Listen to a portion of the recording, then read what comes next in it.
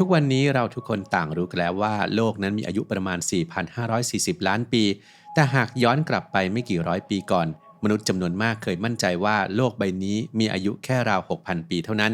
และความเชื่อนี้มีอิทธิพลถึงขนาดที่เซอร์ไอแซคนิวตันเจ้าของกฎแรงโน้มถ่วงหรือยูฮันเนสเคปเลอร์ผู้ไขความลับการโคจรของดาวเคราะห์ก็ยังเคยเห็นพ้องว่าจุดเริ่มต้นของสรรพสิ่งอาจย้อนกลับไปเพียงราว 4,000 ปีก่อนคริสตกาล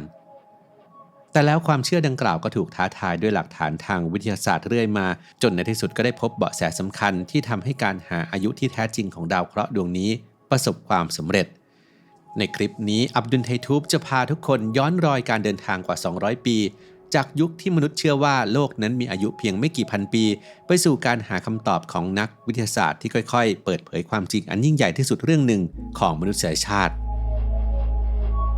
สมองของเรามีน้ำหนักเพียงแค่ประมาณ 2% ของร่างกายแต่กลับใช้พลังงานมากถึง 20% ต่อวันแสดงให้เห็นว่าสมองคืออวัยวะที่ต้องทำงานหนักอยู่ตลอดเวลาการดูแลสมองจึงเป็นสิ่งสำคัญที่ไม่ควรมองข้าม Clarity Omega 3 Norway Daily น้ำมันปลาบริสุทธิ์ระดับพรีเมียมที่คิดค้นสูตรและผลิตจากประเทศนอร์เวย์ถือเป็นอีกหนึ่งทางเลือกคุณภาพเพื่อการดูแลสมองของคุณศึกษารายละเอียดและสั่งซื้อได้ที่ clarity.asia/abdul-story หรือคลิกลิงก์ใต้คลิปได้เลยครับ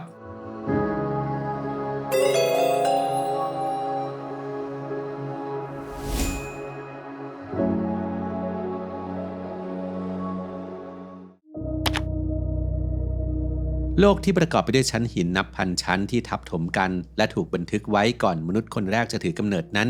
มีปริศนาหนึ่งที่รอคอยการค้นพบมานานนั่นคืออายุที่แท้จริงของมันท่ามกลางยุคมืดของวิทยาศาสตร์โลกตะวันตกเคยยึดถือความเชื่อมานานหลายศตวรรษว่าโลกใบนี้เพิ่งถือกำเนิดขึ้นเมื่อราว 6,000 ปีก่อนในปี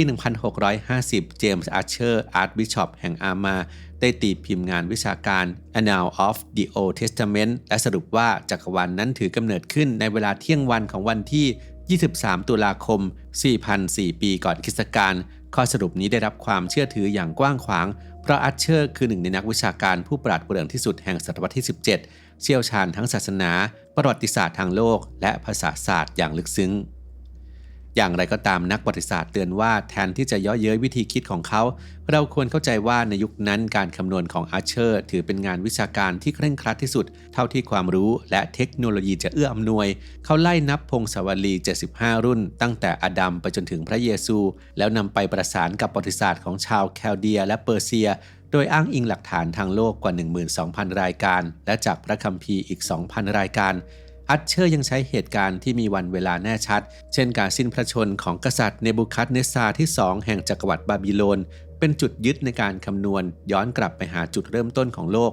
เขายืนยันว่าผลลัพธ์นี้ไม่ได้เกิดจากศรัทธาเพียงอย่างเดียวแต่เกิดจากตรรกะเหตุผลและการวิเคราะห์ข้อมูลอย่างละเอียดถี่ถ้วนความเชื่อเรื่องโลกมีอายุ 6,000 ปีแข็งแกร่งถึงขั้นที่ยอดนักวิทยาศาสตร์อย่างเซอร์ไอแซคนิวตันและโยฮันเนสเคปเลอร์ต่างก็เห็นพ้องว่าปี 4,000 ก่อนคริสตกาลนั้นคือจุดเริ่มต้นของสรรพสิ่งนั่นหมายความว่าแม้แต่เจ้าของกฎแรงโน้มถ่วงผู้เปลี่ยนโลกก็เคยเชื่อว่าโลกใบนี้มีอายุเพียงไม่กี่พันปีเท่านั้น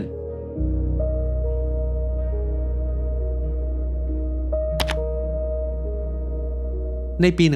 1862 วิลเลียม ทอมสันนักฟิสิกส์ผู้ทรงอิทธิพลหรือที่รู้จักกันในนามลอร์ด เคลวินเจ้าของชื่อหน่วยวัดอุณหภูมิสากลได้ลุกขึ้นมาท้าทายความเชื่อเดิมครับด้วยการตีพิมพ์ผลคำนวณที่พิสูจน์ว่าโลกนั้นมีอายุอยู่ในช่วง 20-400 ล้านปีตัวเลขนี้สั่นสะเทือนวงการวิชาการอย่างมากในยุคนั้นโดยเคลวินใช้กฎอุณหภาศาสตร์และฟิสิกส์เชิงคณิตศาสตร์มาใช้เพื่อคำนวณหาอายุโลกซึ่งเป็นจุดเปลี่ยนสำคัญของการสืบหาอายุโลกจากหน้าคัมภีร์ทางศาสนามาสู่หลักการทางวิทยาศาสตร์ที่สามารถวัดค่าได้เคลวินตั้งสมมติฐานว่าเดิมทีนั้นโลกเคยเป็นก้อนหินหนืดร้อนจัดมีอุณหภูมิสูงสม่ำเสมอทั้งใบและเมื่อเวลาผ่านไปผิวด้านนอกค่อยๆเย็นตัวและแข็งขึ้นขณะที่ความร้อนจากภายในก็ค่อยๆถ่ายเทออกมาสู่พื้นผิวสำหรับการคำนวณอายุโลกครั้งนี้เคลวินได้ทำการวัดอุณหภูมิใต้ดินว่ายิ่งอยู่ในระดับความลึกมากขึ้นอุณหภูมิจะยิ่งร้อนขึ้นเท่าใดจากนั้นจึงนำกฎการนำความร้อนมาคำนวณย้อนกลับว่าหากโลกเคยเป็นก้อนหินร้อนจัดหรือเกือบล้อมเหลวทั้งดวงแล้วค่อยๆสูญเสียความร้อนออกสู่อวกาศจะต้องใช้เวลานานเท่าไหร่กว่าพื้นผิวโลกจะเย็นลงจนมีอุณหภูมิและรูปแบบความร้อนใกล้เคียงกับที่วัดได้ในยุคของเขา ทว่าการคำนวณของเคลวินเป็นโลกที่เย็นตัวแบบเรียบง่ายเกินไปเขามองข้ามว่าใต้โลกมีธาตุกัมมันตรังสีที่คอยสลายตัวและเติมความร้อนให้โลกอยู่ตลอดเวลาซึ่งในเวลานั้นเคลวินเชื่อว่าพลังงานเหล่านี้ไม่เพียงพอที่จะทำให้โลกยังร้อนอยู่เช่นทุกวันนี้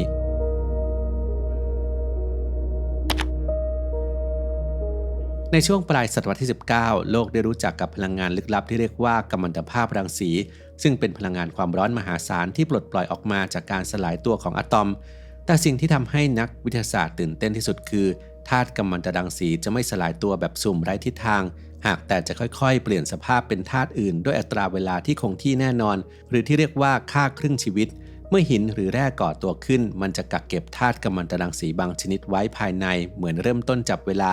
และเมื่อเวลาผ่านไปธาตุเหล่านั้นจะค่อยๆสลายตัวกลายเป็นธาตุใหม่นักวิทยาศาสตร์จึงสามารถวัดสัดส่วนระหว่างธาตุตั้งต้นที่ยังเหลืออยู่กับธาตุลูกที่เกิดจากการสลายตัวแล้วคำนวณย้อนกลับได้ว่าหินก้อนนั้นเริ่มก่อตัวขึ้นเมื่อใดและหลักการนี้เองที่ทำให้กัมมันตภาพรังสีกลายเป็นเสมือนนาฬิกาธรรมชาติที่ซ่อนอยู่ในเนื้อหินและเป็นหนึ่งในวิธีที่แม่นยำที่สุดในการวัดอายุหินโบราณจากการค้นพบดังกล่าวเบิร์ตแรมโบวูดนักเคมีผู้สังเกตว่าในแร่ยูเรเนียมมักมีตะกั่วปนอยู่เสมอจึงตั้งข้อสันนิษฐานว่าตะกั่วอาจไม่ใช่สิ่งปนเปื้อนธรรมดาแต่อาจเป็นผลผลิตสุดท้ายจากการสลายตัวของยูเรเนียมการค้นพบนี้นำไปสู่สูตรคำนวณหาอายุหินจากสัดส่วนของยูเรเนียมและตะกั่วในปี 1907 โบวูดตีพิมพ์ผลคำนวณอายุแร่จากศรีลังกาโดยวิธีวัดค่าครึ่งชีวิตและพบว่ามีอายุสูงถึง 2,200 ล้านปีตัวเลขนี้ได้สร้างผลกระทบมหาศาลทางวิชาการเพราะได้ทำลายความเชื่อเรื่องโลกอายุหลัก10ล้านปีของเคลวินลงอย่างราบคาบและเผยให้เห็นว่าโลกใบนี้เก่าแก่กว่าที่มนุษย์เคยจินตนาการไว้อย่างไรก็ตามการคำนวณของโบวูดยังคงมีความคลาดเคลื่อนเพราะการวัดค่าครึ่งชีวิตนั้นยังไม่แม่นยำในยุคแรกแต่หลักการของเขาก็ได้กลายมาเป็นรากฐานสำคัญของการหาอายุด้วยวิธีทางรังสีซึ่งถือเป็นกุญแจสำคัญที่ช่วยให้เราเข้าใจความยาวนานของการเวลาบนดาวเคราะห์ดวงนี้ได้อย่างแท้จริง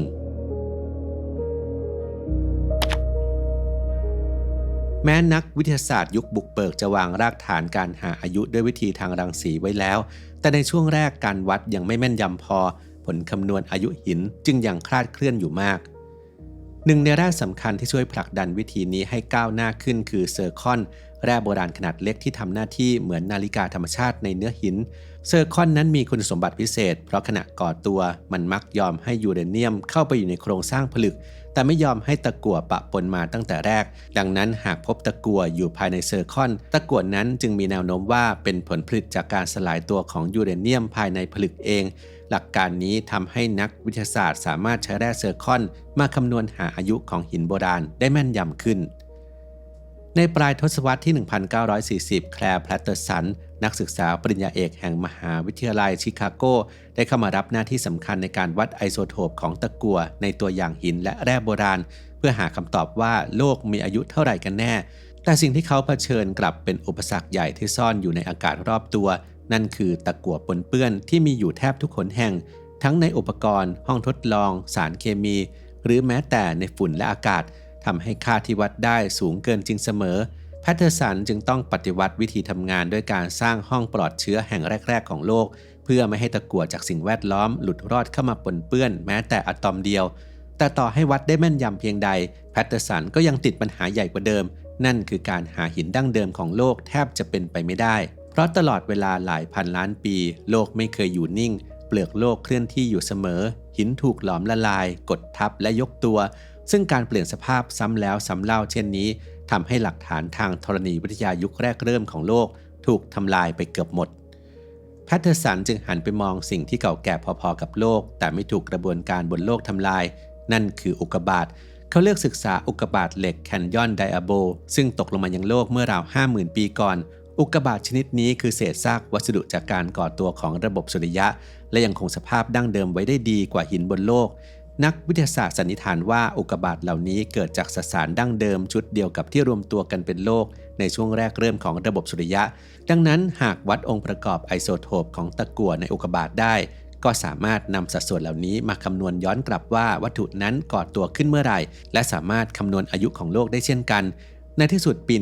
1956 แพตเทอร์สันประกาศผลสรุปว่าโลกมีอายุ 4,550 ล้านปีบวกลบไม่เกิน 70 ล้านปี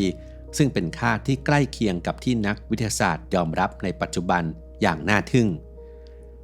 หลังจากนั้นหลักฐานหลายสายก็ค่อยๆเข้ามาสนับสนุนคำตอบนี้ทั้งการวัดอายุอุกกาบาตจำนวนมากหินจากดวงจันทร์ที่ยังเก็บร่องรอยยุคต้นของระบบสุริยะไว้ได้ดีกว่าโลกเพราะไม่มีธรณีแปรสันฐานรุนแรงแบบเดียวกับโลกและหลักฐานผลึกเซอร์คอนจากแจ็คฮิลส์ในออสเตรเลียตะวันตกต่างค่อยๆชี้ไปในทิศทางเดียวกันอีกทั้งเมื่อการวัดมีความละเอียดขึ้นทำให้ค่ากลางของอายุโลกค่อยๆถูกปรับละเอียดประมาณ 4,540 ล้านปีบวกลบ50 ล้านปีซึ่งยังอยู่ในกรอบความคลาดเคลื่อนเดิมของแพตเทอร์สันดังนั้นตลอดเวลากว่า70 ปีที่ผ่านมาอายุโลกของเขาก็ยังคงเป็นตัวเลขมาตรฐานที่ทั่วโลกยอมรับและแทบไม่เปลี่ยนแปลงเลยจนถึงปัจจุบัน